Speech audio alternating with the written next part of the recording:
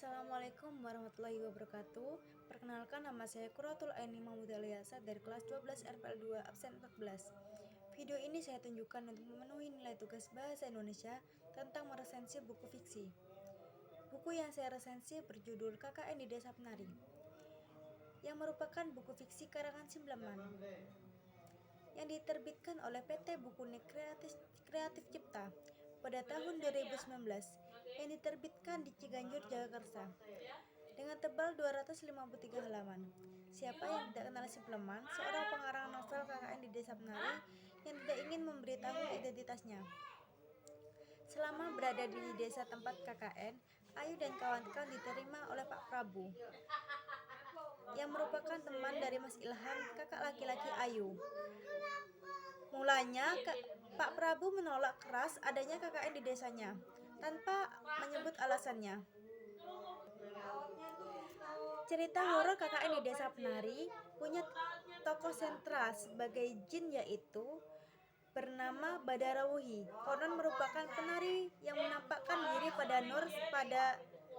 pada Nur saat pertama kali rombongan mereka datang ke desa yang ada di dalam hutan tersebut. Badarawuhi ini menempel pada tokoh bernama Widya, yang sejak awal kedatangannya sudah mendengar suara gamelan di tengah hutan. Tokoh-tokoh yang dalam kisah KKN di Desa Penari ini diceritakan berhubungan dengan dunia goib, seperti misalnya Babuyut yang tinggal di dalam desa tadi. Juga Nur yang ternyata bisa melihat dunia lain, merasa bahwa Widya lah yang terancam.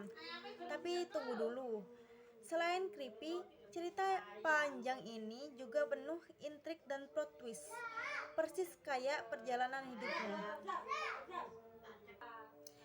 Badarawuhi diam-diam berhasil merayu Bima, anggota KKN yang naksir Widya, untuk membuat perjanjian.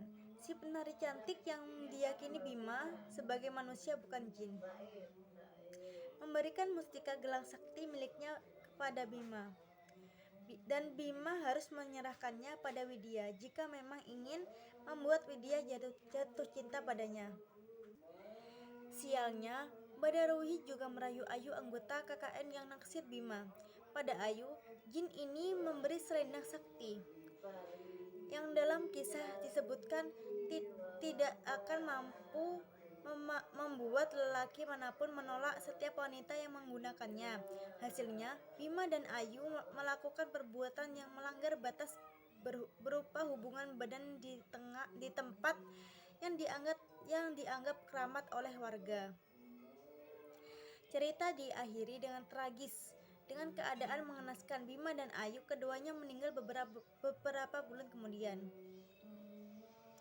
Setelah tokoh Widya disebutkan melihat Bima dikelilingi ular besar bersisik hijau. Setelah tokoh Widya disebutkan melihat Bima dikelilingi ular besar bersisik hijau, sedangkan Ayu menari untuk para jin. Keduanya dalam KKN di Desa Penari disebut telah melanggar batas norma dan harus ditumbalkan. Kelebihan dari cerita tersebut, buat saya, setting novel KKN di Desa Penari masih tetap terasa kuat. Cara penulis menggambarkan setiap peristiwa yang dilekatkan pada setting membuat kita masuk ke atmosfer situasi. Kekurangannya, menghilangnya bahasa Jawa bisa menjadi cara untuk membuah ceritanya jadi lebih bisa dinikmati banyak orang, termasuk yang tidak menggunakan atau memahami bahasa Jawa, tapi kealamian video jadi tidak terasa. Sekian resensi buku fiksi dalam tugas bahasa Indonesia. Apabila ada salah kata, saya mohon maaf. Wassalamualaikum warahmatullahi wabarakatuh.